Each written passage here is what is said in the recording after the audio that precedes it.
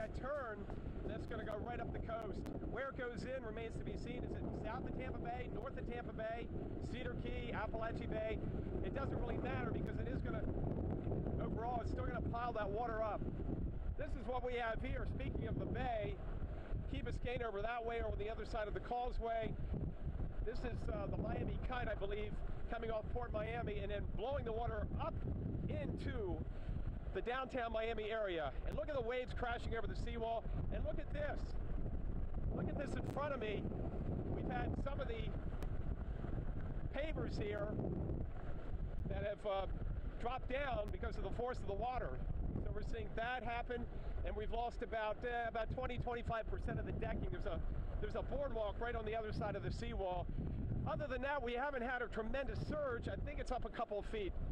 Based on where the water was yesterday, 4 or 5 o'clock, it's come up a couple of feet. But it's this wave action, it's just amazing. And remember, we're not getting the full brunt. Imagine what the waves are like out on Miami Beach and right up into Fort Lauderdale, because we've got Miami Beach as a barrier island. We also have Port Miami behind me, off to the east, kind of blocking the wave action. Not blocking the wind by no means, because we're still gusting above hurricane force. We had that gust an hour and a half ago over on Virginia Key at the University of Miami Rosenstiel Center, Rosenstiel School, of 100 miles an hour. Carl Parker, we've got a long way to go, but one thing is for sure, it won't get much worse than this here. It's just going to be unrelenting for at least 4 or 5 more hours until we get the storm farther away from us and we get into some of the weaker bands later on today and this evening.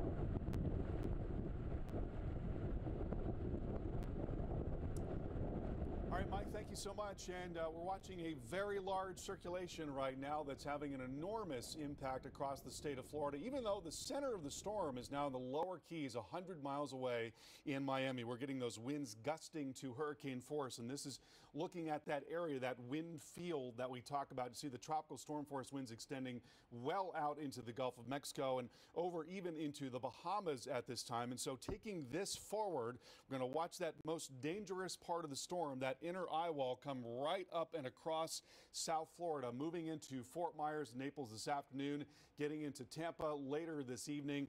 And you see the hurricane force wind gusts extending all across the state there, right across the middle of the state. So South Florida is going to be in that through the afternoon, just starting to get out of it by this evening. And then the storm continues up and on into Georgia and parts of South Carolina. The area of strongest winds will begin to shrink at that time, but there could be hurricane force winds in Tallahassee going into tomorrow afternoon, and a very large area of wind there coming across parts of Georgia as well. This is the short-term high-resolution forecast showing you that core of wind moving up into Naples. There you see the most dangerous part of the storm. That's the eye wall. That's where we'll see extreme wind damage, but you've still got winds that are gusting to hurricane force going on there in South Florida. That's going through this afternoon. We take it into later this evening. There's the eye wall right there. Now, we may not see it in that exact position. There could be some deviation at this time. This is one model forecast, and we may see it a little farther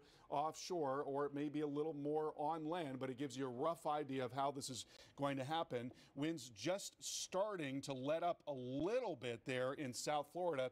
But the other thing that's happening at this time is you've got this tremendous onshore flow in southwest Florida, and that's going to mean significant water level rise at the coast. 10 to 15 feet is what is expected around Naples and Marco Island and getting up towards Fort Myers. Then we watch that core continuing up into the north central part of the state. Winds finally beginning to settle down in South Florida, and then the storm moves up towards Tallahassee and beyond that up and into Georgia, and there could be significant wind across much of the state of Georgia, finally winding down going into Tuesday. So looking at the power outage forecast, widespread power outages are likely across a huge part of Georgia and Florida, as well as into South Carolina.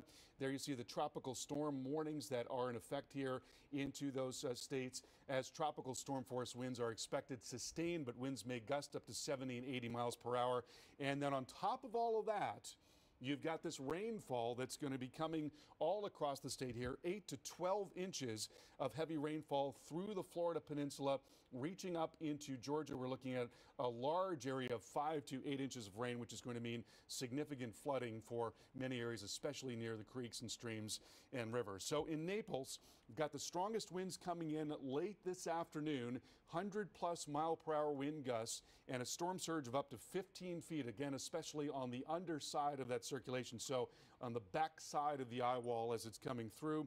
Into Tampa, we're looking for the strongest winds to move in overnight tonight, 100+ mile-per-hour winds there, storm surge up to 80 feet and 8 to 12 inches of rainfall.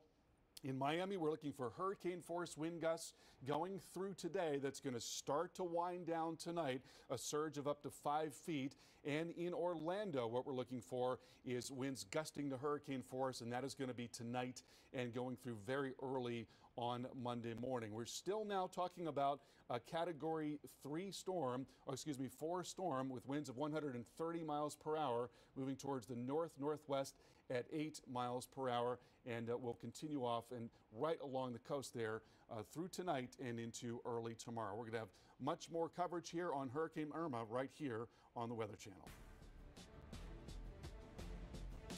And you're looking at a live camera of Melbourne Beach in Florida. Already a very angry sea, and the beach is getting a workout all up and down the east coast and west coast of Florida. The most significant surge is going to be along the west coast of Florida, but we're looking for also quite a bit of surge and heavy waves coming right up and along the east coast as well.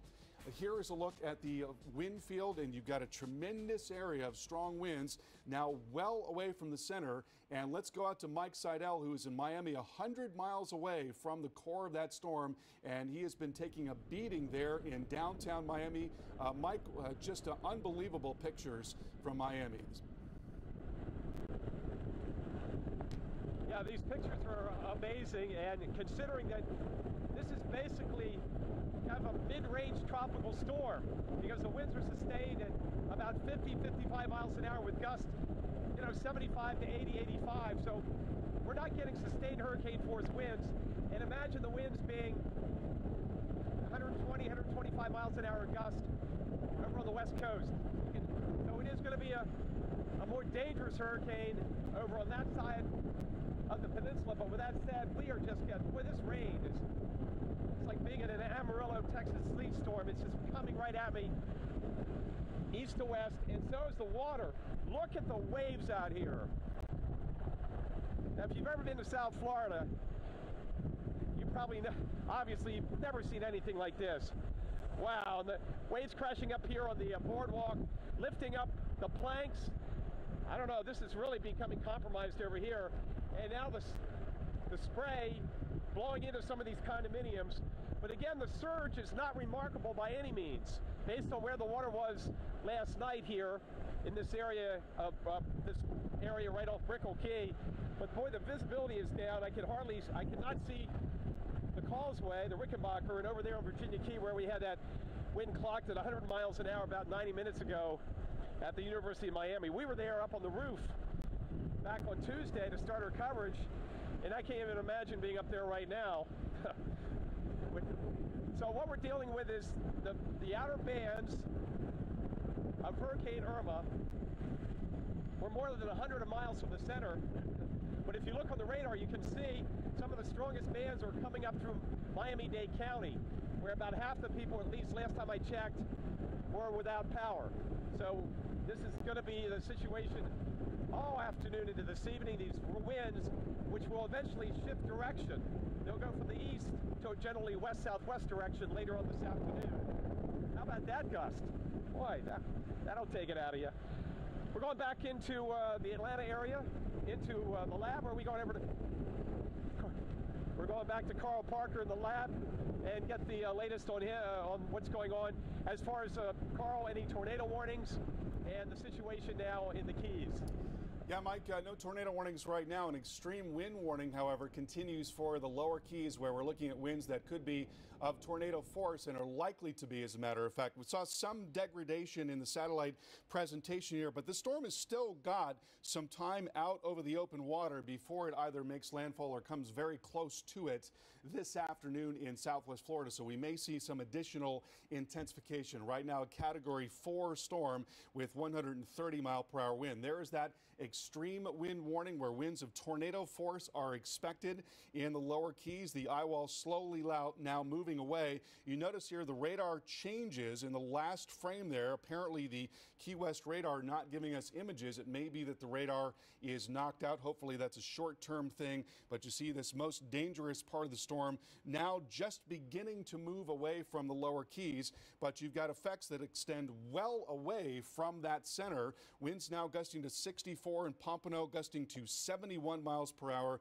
in Key Largo. And as we look at what is called the velocity data, all of this blue is showing you where there are winds of 100 plus miles per hour aloft, anywhere from 1 to 2 to 3 to 4,000 feet, depending on how far away you are from the radar site, which is right there. And so where we see heavier rain bands, those rain bands are going to transfer that wind velocity down to the ground, and we see a significant rain band now coming up through South Miami-Dade into Homestead, and that's where some of the strongest winds are likely to be here in the short term as that rotates slowly up and up through Miami-Dade County. As that moves into Miami, for as strong as the wind has been already, and it has gusted between 70 and 100 miles per hour, could get even stronger as that band comes in. And here's a look at the high-resolution model forecast showing you how this is going to play out.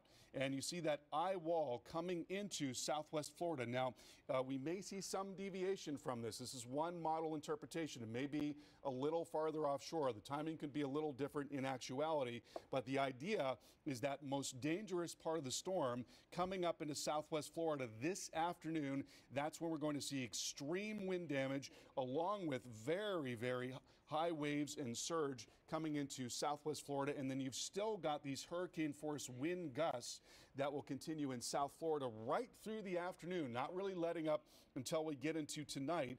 Here we go into Sunday evening. There you see the core of the storm coming up into Sarasota, into Bradenton and Tampa, again with winds gusting over 100 miles per hour, so significant potential for wind damage. Wind finally beginning to let up a little bit here into South Florida, and very heavy rain also across a lot of the northern part of the state. Then the strongest of winds come up into north central Florida overnight and very early tomorrow morning. Right now, we've already got a water level rise of 2 feet in Key West, and we are looking for a significant water level rise, especially on the back side of the circulation. They're 10 to 15 feet southwest Florida and 6 to 10 Fort Myers, and on northward 4 to 6 in the Big Bend area and also up into Georgia and South Carolina. Let's go now to Jim Cantori. He is live in Fort Myers. And Jim, as we look at the structure of this thing on the satellite picture, we have seen some change in intensity, certainly in the structure of it since it came off of Cuba. Right. However, it's got time. It's got time out over the open water before it comes into southwest Florida. And so we may see some additional reorganization there. So, Carl, I got a quick question for you. Have you seen anything from Weather Service Key West on gusts? What's the max gust we've had so far? You know, I've not seen anything. The information has been very sparse out there. We've seen some reports of winds gusting over 100 miles per hour, but not a lot of information coming out of there. A lot of the offshore buoys actually have winds gusting to 100. Right, so we're not surprised at that, right? Because they're in the eye wall, they're in the western eye wall. But what I'm trying to gauge is what they're getting with that western eye wall right now. Yeah. All right, now obviously the hurricane hunters are going to be out there as well. They're going to give us a great idea what's happening with the pressure. But Carl, let's take a look at the, if you could, take a look at the water vapor image, because I think there's some really interesting stuff going on there. If you look at the storm, especially overall, Cinco, make it a nice long shot so we can see the whole eastern United States, how the whole storm is kind of elongating a little bit. Yeah. And I don't know what the exact numbers are, but do you think this is the beginning of the shear starting to get into play here, at least for the northern part of the circulation. Yeah, no doubt about that, Jim. What we're looking at is we've been watching this upper feature all along. It's right in there. There's an upper low that is now coming down across the southeast. And so as that moves in, that is increasing this wind flow that is out to off to the north here. Now, the thing that's interesting about shear is that shear obviously does not help tropical cyclones if it's very, very strong, but there's a point at which it can actually help out by evacuating mass, by creating what is called an outflow channel. And I think that's what's occurring right now. But you're right, the entire cloud shield is elongated in response to this digging upper level trough, which is sitting there across the northern part of the Gulf of Mexico. And that's certainly a hint at where this thing's going to go. Again, guys, I'm inland in Fort Myers, and I'm not too far, actually, from the Germain Arena that we went by yesterday, and you saw the great video that we shot with Atlanta drones and got up in the air. As a matter of fact, Nikki, if you want to play that, go ahead and find it if you can. But right now, obviously, it's raining. We know that that shelter is actually full of capacity. Okay, it is full to capacity here. Here's what I'm going to assume. I'm going to assume this. The fact that they built this in a hurricane area, even though it's essentially a hockey rink, I hope that roof holds. I'm going to assume that it will, because there's a lot of people in there, old, young, babies, if you will. The place is absolutely full to capacity there. So we need to keep an eye on that situation. Again, in Fort Myers, don't think that you're even remotely close to what is the teeth of this thing, because we're not. We're in the outer bands, and the winds are coming across the state of Florida, which means we are getting friction that is actually slowing some of those wind gusts down. That's why we've seen Naples gust to 63 only. That's why we've seen Fort Myers, I think, maybe 45 miles an hour. So this is not even a quarter of what we're going to see, is my point. And I want everyone to know that, obviously. But you need to hunker down. You know, we're certainly getting word from Lee County Sheriff. They want everybody off the roads. They don't want to have to deal with any of that. So when these bands come through, not only are you seeing the tornado warnings that Carl's pointing out, but you're seeing intense rainfall and even stronger winds. So if we're going to get the gusts into the high-end TS tropical storm, they're going to be with these bands initially. And slowly but surely, as this thing comes to the north, we're going to get into the big stuff. Carl, I wanted to ask you, you know, we saw the big wind go through Barbuda and the U.S. Virgin Islands with an absolute hammer there. The destruction, I mean, literally trees like this, okay, if they're still standing, mind you, are completely stripped of their leaves, and in some cases their bark, much like we would see in an EF4 or EF5 tornado. So that's what they dealt with there. That storm was moving at about 16, 17 miles per hour. This thing is just crawling along. Yeah. So it has time to beat up and beat up and beat up areas, especially in the Keys. All right, Carl, we're going to get back to you in just a second. I want to bring in Governor Rick Scott with the state of Florida. Governor, again, thanks for taking the time to talk to us this morning. I'm going to let you go ahead and just give us an update right now on the state. Well, first off, I know a lot of people want to help us. The big thing you can do right now is pray for everybody in our state. I know a lot of people want to donate. You can go donate $10 by going to disaster, text disaster at 20222. And as we go through this, we're going to need more volunteers. We've got over 400 shelters open. We have people all over our state, but after this, we're going to need a lot of help distributing goods, cleaning up debris. As you know where it is. It's going right over the Keys now. I talked to a friend down there a little while ago, and they're getting hammered. My hometown is Naples. I know we're going to get 10 to 15 feet of storm surge. It's going to be devastating. Exactly, and we don't want people to be fooled here, because if you look at some of the cameras, either from the hotels or some of the news stations here, you see a lot of that water being pushed out of the canals and the channels and out even through the ocean. But, Governor, it's going to get pushed out even more, and then what we're worried about, of course, is when the storm comes overhead and then goes on by, we get the exact opposite wind direction, and that brings the water back in. Yeah. I tell you, we have done whatever we could to get people evacuated. I know people worked really hard to get prepared. There's always something else we could have done, but right now I'm going to make sure we do everything we can to keep everybody alive. As soon as we can get back out, I know our first responders are going to do everything they can to save anybody in trouble. I've called up 7,000 members of National Guard. I talked to the president this morning. I've already talked to FEMA. I know the President said they will provide whatever resources we need. I can tell you, I will not spare an expense to save a family. I will spend every dime I can to keep everybody alive and get everybody back. So I care about every person in the state. Governor, there's no question to anybody that that is a very genuine part of your character, and that has been resonated throughout your entire message. I want to say this, too, because of what we've seen maybe in northeastern Florida in terms of the change in track, you know, because we talked yesterday about how we really couldn't get a lot of the search and recovery, you know, like power trucks and things like that in position because so much of the state was going to get hit. Is there a way that we can get them down a little bit farther, a little closer to maybe what is going to be essentially ground zero here? So we're pre-positioned 23,000 people to deal with power in our state. Now, some of them we couldn't get all the way down to pre-position, but the utilities have worked hard. I've talked to all the utilities. I talk to them every day. I've talked to FEMA this morning about making sure that we get the food and water down as far down the state as we can. But I don't want anybody to be complacent right now. You know, just continue to follow this. And I still, the northern part of the state, which hasn't gotten hit so hard yet, just make sure you're in a safe place. Governor, are you happy with the evacuation effort thus far?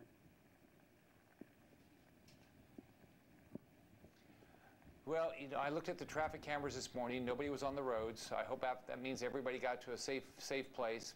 Good. I know there were some people that stayed in the Keys. I wish no one had stayed in the Keys. I wish they were completely isolated. I mean, I've talked to people that didn't evacuate. I wish they.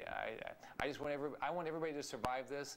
And I know I know every first responder. I know the National Guard. We're going to do everything we can to keep everybody safe afterwards too. But I'm praying for everybody in our state. I know people all over the world are praying for us. Yes, they are.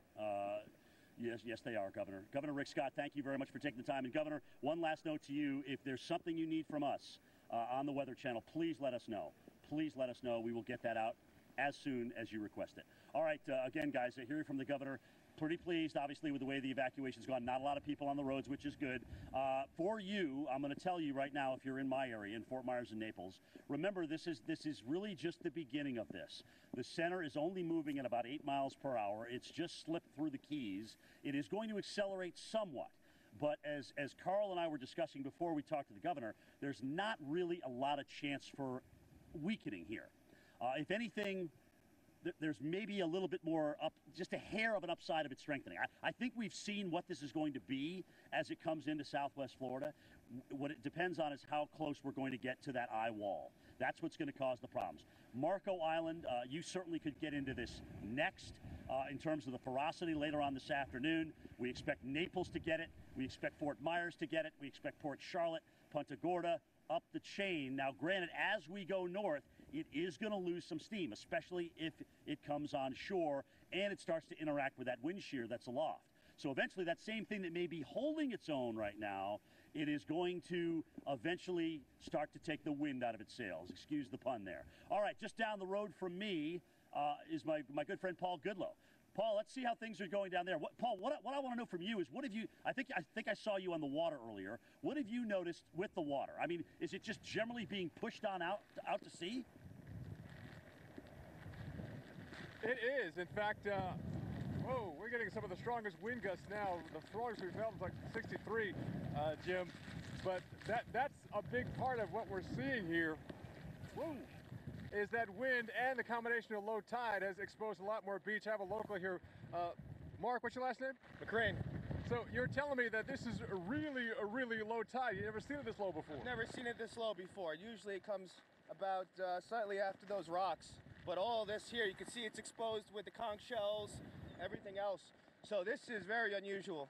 And you're a couple of blocks from the beach, but you're going to ride this out. I'm riding this out, yeah. I'm right across the street, a couple floors up.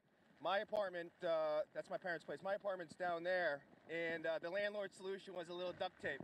So I don't think that's going to work out, but I feel pretty confident across the street and up there 3 floors up. Place is like a fortress, and it's going to be a cool view. Well, I hope you're okay. So I hope you're prepared for from a lack of power, and hopefully the water won't get that far. But again, it's always a risk in an evacuation zone. Yeah, absolutely. You know, the one big thing for me was getting the car out of there so I have a safe entry or safe exit. And there's some kayaks downstairs too. Worst case scenario if the flooding's persistent, but feel pretty good. The power actually flickered, went off a couple times this morning. So it's crossing the fingers that we have the power a little longer. All right, well, good luck to you, Mark. Thank you, sir. Stay safe out there. And again, Jim, that offshore flow, that wind coming in from the east, combined with the low tide, whoa, that has exposed a lot more of the coastline here, and it also kind of demonstrates why this area is so vulnerable to storm surge. Is the coastline is such a gentle gradient up there, and that's going to really kind of rise water up there as Irma continues to churn miles to the south.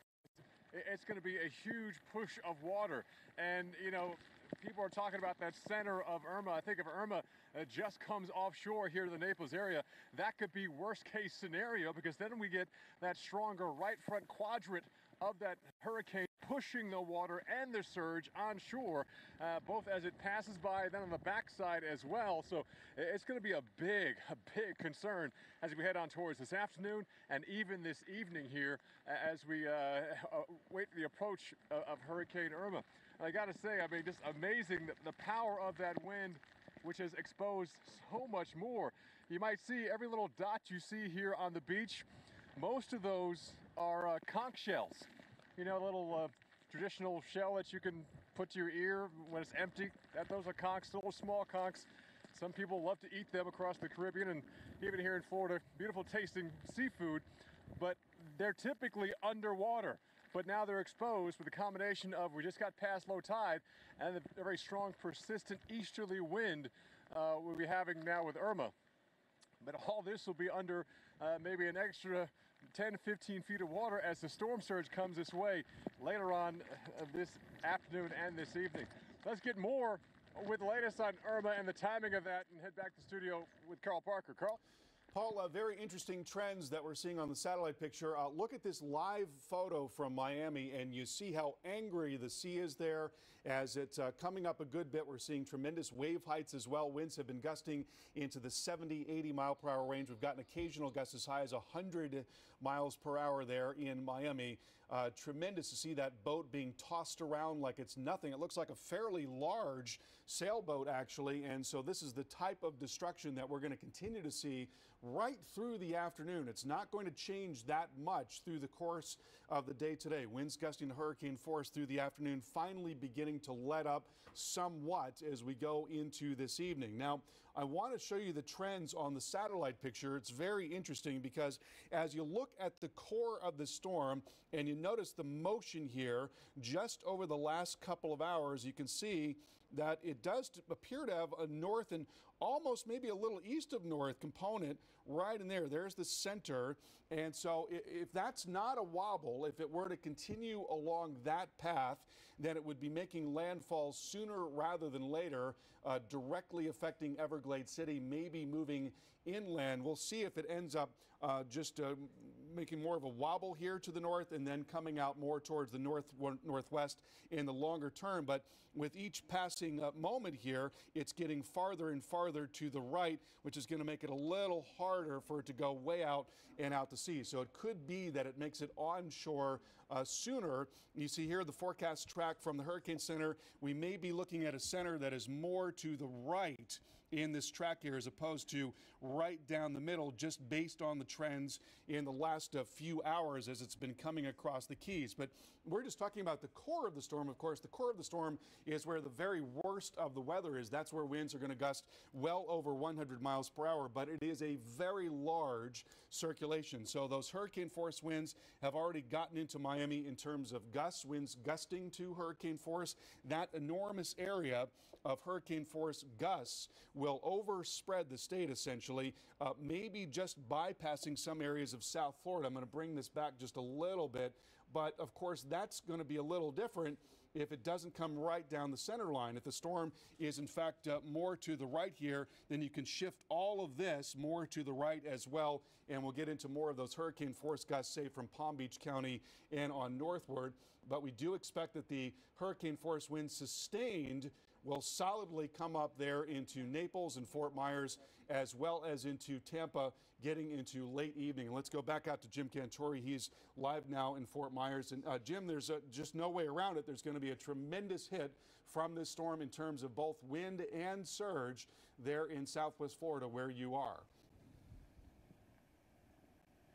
So, Carl, some new information to pass along with these gusts, and we knew we'd see these filter in here pretty soon. We have had confirmed gusts now of 120 miles per hour just west of Key West, or just east of Key West. So that's in that eye wall. That's where it went, again, between there and Big Pine Key. And my buddy Rob Bacetta from New England Storm Spotters, and he tells me, let's see, 106 wind gust at Big Pine Key at 106 miles per hour. The Big Key Deer Refuge as well. That's the one we just talked about. 93 miles per hour at Ocean Reef. So lots of wind. Joanne, give me 1 second here with you. You came here from Marco. Is that where you came in from? From Marco Island? Yes. Okay. So what have you heard down there so far on your phone? A friend of mine still on the island said just lost power, windy. And right. Yeah, windy and just lost power. Okay, well, make sure you text her back and tell her this is not the worst of it yet, okay? We still got a long way to go. It's still several hours away, all right? Thank you for sharing that with us, Joanne. Guys, what I'm going to do, I'm not going to do what I planned on for this shot because we only have 30 seconds, but I'm going to walk around our hotel area here just a little bit. I want to show you an area that I'm a little bit concerned about in terms of where I think there's a potential weakness here that we may have to deal with. But other than that, you can see the parking lot is full, right? As you would imagine. This place is absolutely packed, as is. This is the Marriott Courtyard, and across the street is the Residence Inn by Marriott. Both of these hotels are full. The shelters are full. All the shelters in Lee County are full right now. So hunker down, ride this out. We'll get you through it.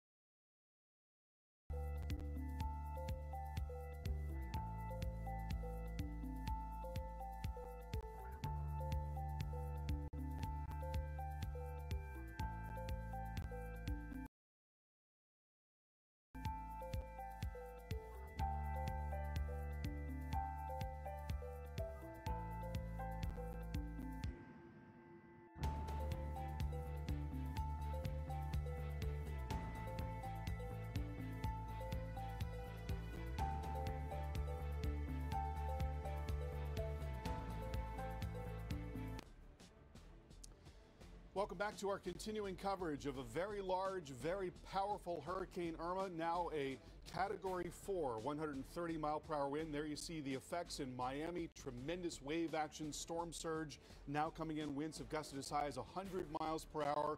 Beautiful Juno Beach there in Palm Beach County, a very angry sea. It's going to be quite a workout for the beaches all up and down the east coast of Florida.